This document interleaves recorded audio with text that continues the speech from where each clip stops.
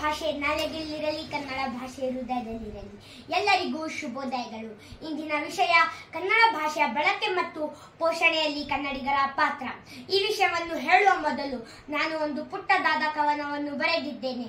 ಅದನ್ನು ಹೇಳಲು ಇಷ್ಟಪಡುತ್ತೇನೆ.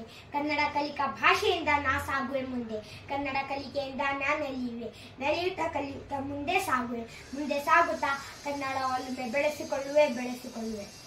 ಕನ್ನಡ ಭಾಷೆ ಕ್ರಿಸ್ತಪೂರ್ವ 3ನೇ ಶತಮಾನದಲ್ಲಿ ಹುಟ್ಟಿದ ಪುರಾತನ ಮತ್ತು ಶ್ರೇಷ್ಠ ಭಾಷೆ. ಕರ್ನಾಟಕದಲ್ಲಿ ಬಳಸಲಾಗುವ ಕನ್ನಡ ಭಾಷೆಯನ್ನು ದೇಶದ ಪ್ರಮುಖ ಭಾಷೆಗಳಲ್ಲಿ ಒಂದಾಗಿ ಭಾರತೀಯ ಸಂವಿಧಾನವು ಗುರುತಿಸಿದೆ. ಗ್ರಾಮೀಣ ಭಾಷೆಗಳಲ್ಲಿ ಪ್ರಾಮುಖ್ಯವುಳ್ಳ ಕನ್ನಡ ಭಾಷೆಯು ಸುಮಾರು 45 ದಶಲಕ್ಷ ಜನರು ಆಡುನುಡಿಯಾಗಿ ಬಳಸಲುತ್ತಿದ್ದಾರೆ. ಅಮೋಘ ವರ್ಷ ಆಸ್ಥಾನದ ಕವಿ ಶ್ರೀ ವಿಜಯ ಕವಿರಾಜ ಮಾರ್ಗ ರಚಿಸುವಾಗ ಇಂಗ್ಲಿಷ್ ಭಾಷೆ ತೊಟ್ಟಿಲೊಳಗಿನ ಕೂಸಾಗಿತ್ತು. ಹಿಂದಿ ಭಾಷೆ ಹುಟ್ಟಿರಲಿಲ್ಲ. ಇದು ನಮಗೆ ಕನ್ನಡ ಎಷ್ಟು ಪುರಾತನ ಭಾಷೆ ಎಂದು ತಿಳಿದು ಬರುತ್ತದೆ. ಕದಂಬ ವಂಶವು ಕನ್ನಡದ ಮೊಟ್ಟಮೊದಲ ರಾಜವಂಶವು ಆಗಿದ್ದು, ಕದಂಬ ವಂಶದ ಕಾಕುಸ್ತವರ್ಮ ಬರೆಸಿದ ಕ್ರಿಸ್ತ ಶಕ 450ರ ಕನ್ನಡದ ಮೊಟ್ಟಮೊದಲ ಶಾಸನ ಹಲ್ಮಿಡಿ ಶಾಸನದಿಂದಲೂ ನಮಗೆ ಕನ್ನಡದ ಬಳಕೆಯ ಬಗ್ಗೆ ತಿಳಿದು ಬರುತ್ತದೆ.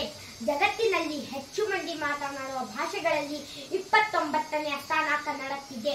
ವಿನೋಬ ಭಾವೆಯವರು ಕನ್ನಡ ಲಿಪಿಯನ್ನು ವಿಶ್ವದ ಲಿಪಿಗಳ ರಾಣಿ ಎಂದು ಹೇಳಿದ್ದು ನಿಜಕ್ಕೂ ಗಮನಾರ್ಹವಾಗಿದೆ.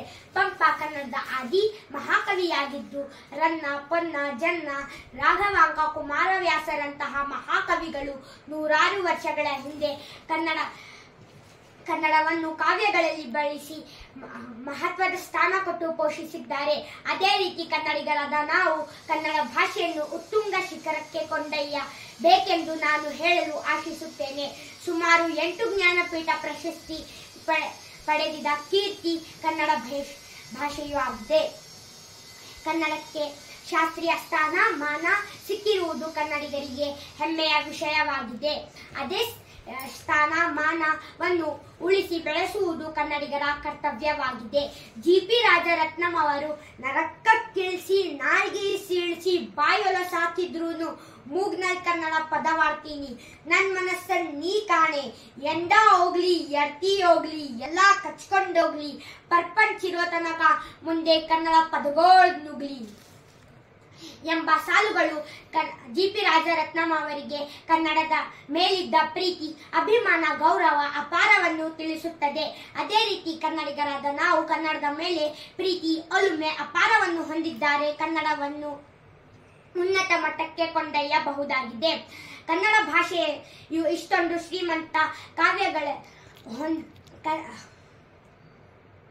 ಶ್ರೀಮಂತ ಸಾಹಿತ್ಯ ಹೊಂದಿರುವುದು ಕನ್ನಡ ಭಾಷೆ ಇಂದು ಪರಭಾಷೆಗಳ ದಬ್ಬಾಳಿಕೆಗೆ ಒಳಗಾಗಿ ಕನ್ನಡತನವನ್ನು ಕಳೆದುಕೊಳ್ಳುತ್ತಿರುವುದು ದುರಂತವೇ ಸರಿ. ಅದನ್ನು ತಡೆಯಲು ನಮ್ಮ ಕನ್ನಡಿಗರ ಕರ್ತವ್ಯವಾಗಿದೆ. ಕನ್ನಡ ಭಾಷೆಯ ಬಗ್ಗೆ ಇನ್ನೊಂದು ಕವನ ಹೇಳಲು ಆಶಿಸುತ್ತೇನೆ. ಕನ್ನಡದ ವ್ಯಾಪ್ತಿಯು ಗಿಡದಲ್ಲಿರುವ ಮೊಗ್ಗಿನಂತೆ ಇರದೆ ಸುಗಂಧಭರಿತ ಸುವಾಸನೆಯಿಂದ ಬೀರುವ ಪುಷ್ಪದಂತೆ ಅರಳಬೇಕು. ಕನ್ನಡ ಪ್ರಜ್ಞೆಯು ಎಲ್ಲರ ಹೃದಯದಲ್ಲಿ ಹೂವಿನಂತೆ ಅರಳಬೇಕಾದರೆ, ಕನ್ನಡ ಭಾಷೆಯನ್ನು ಪೋಷಿಸಬೇಕಾದರೆ, ಕನ್ನಡ ಸತತವಾಗಿ ಸುಗಂಧಭರಿತ ಜೇನಿನ ಹನಿಯಂತೆ ಎಲ್ಲರ ಬಾಯಲ್ಲಿ ಬಳಕೆ ಮಾಡಬೇಕಾದರೆ, ಕನ್ನಡಿಗರಾದ ನಾವು ಕೆಲವೊಂದು ಅಂಶಗಳನ್ನು ಗಮನಿಟ್ಟುಕೊಂಡು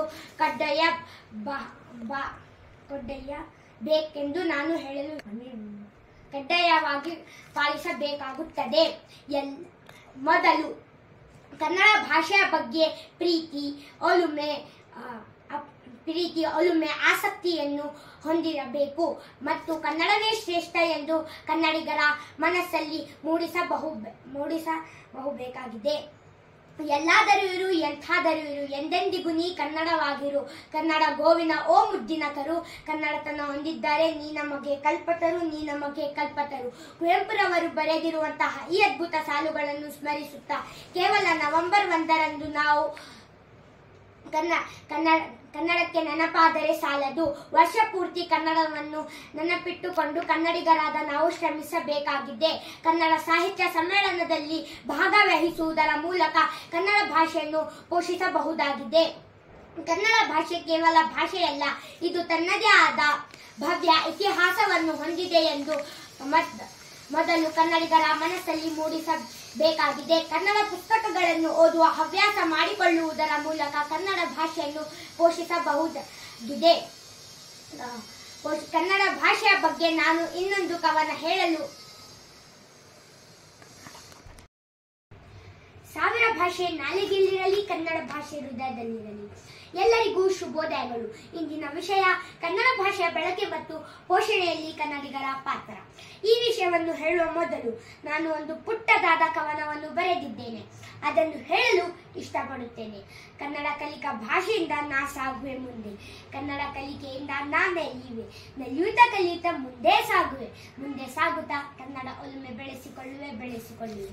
ಕನ್ನಡ ಭಾಷೆ ಕ್ರಿಸ್ತಪೂರ್ವ 3ನೇ ಶತಮಾನದಲ್ಲಿ ಹುಟ್ಟಿದ ಪುರಾತನ ಮತ್ತು ಶ್ರೇಷ್ಠ ಭಾಷೆ. ಕರ್ನಾಟಕದಲ್ಲಿ ಬಳಸಲಾಗುವ ಕನ್ನಡ ಭಾಷೆಯನ್ನು ದೇಶದ ಪ್ರಮುಖ ಭಾಷೆಗಳಲ್ಲಿ ಒಂದಾಗಿ ಭಾರತೀಯ ಸಂವಿಧಾನವು ಗುರುತಿಸಿದೆ. ದ್ರಾವಿಡ ಭಾಷೆಗಳಲ್ಲಿ ಪ್ರಾಮುಖ್ಯವುಳ್ಳ ಕನ್ನಡ ಭಾಷೆ ಸುಮಾರು 45 ದಶಲಕ್ಷ ಜನರು ಆಡುನುಡಿಯಾಗಿ ಬಳಸಲುತ್ತಿದ್ದಾರೆ. ಅಮೋಘ ವರ್ಷ ಆಸ್ಥಾನದ ಕವಿ ಶ್ರೀ ವಿಜಯ ಕವಿರಾಜ ಮಾರ್ಗ ರಚಿಸುವಾಗ ಇಂಗ್ಲಿಷ್ ಭಾಷೆ ತೊಟ್ಟಿಲೊಳಗಿನ ಕೂಸಾಗಿತ್ತು, ಹಿಂದಿ ಭಾಷೆ ಹುಟ್ಟಿರಲಿಲ್ಲ.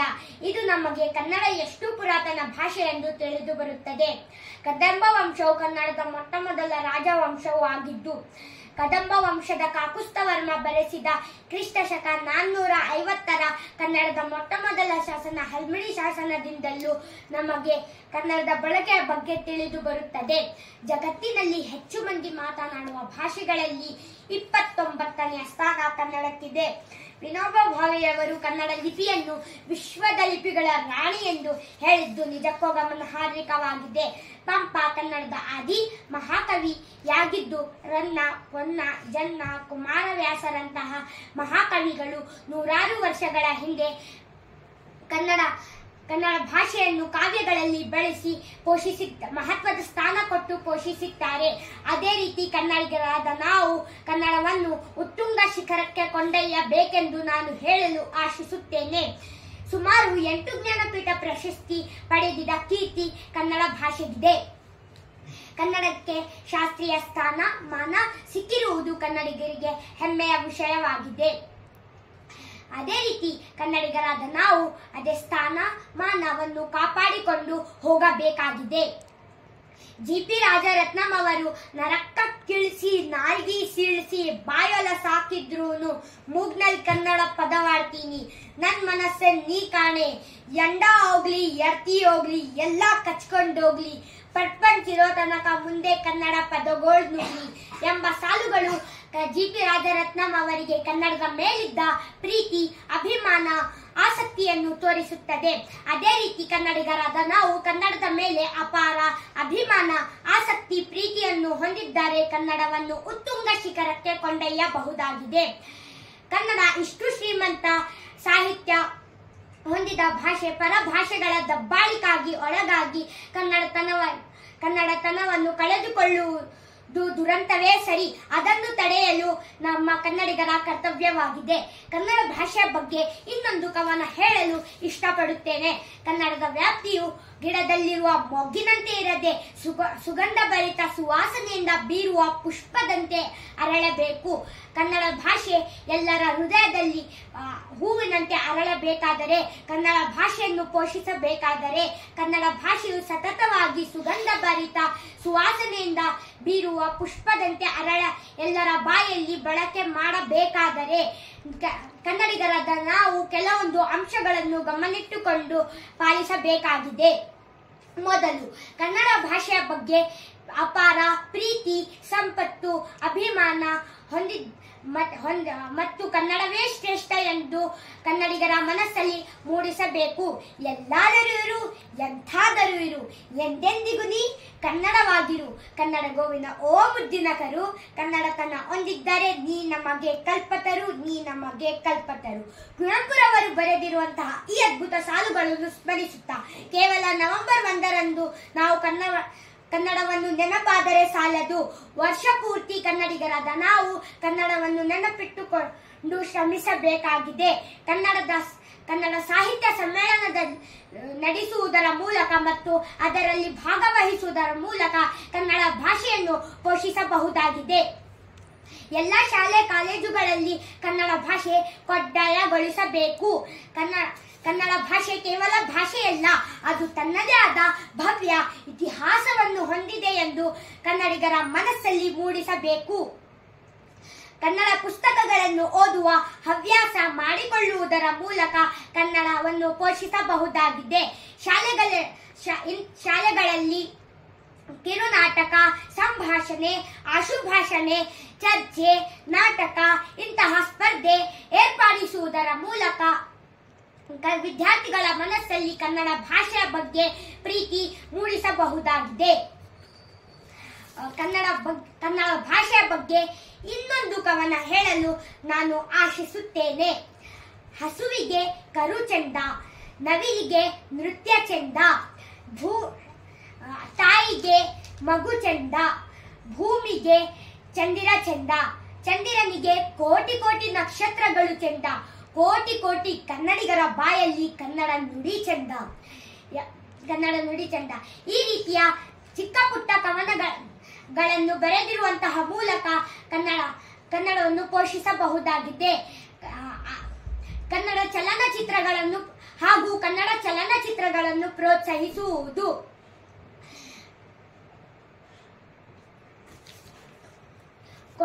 ಇದೇ ರೀತಿ ಎಲ್ಲ ಕ್ಷೇತ್ರಗಳಲ್ಲೂ ಕನ್ನಡ ಅನುಷ್ಠಾನ ಆಗಬೇಕು. ಎಲ್ಲ ಸೇವೆಗಳಲ್ಲೂ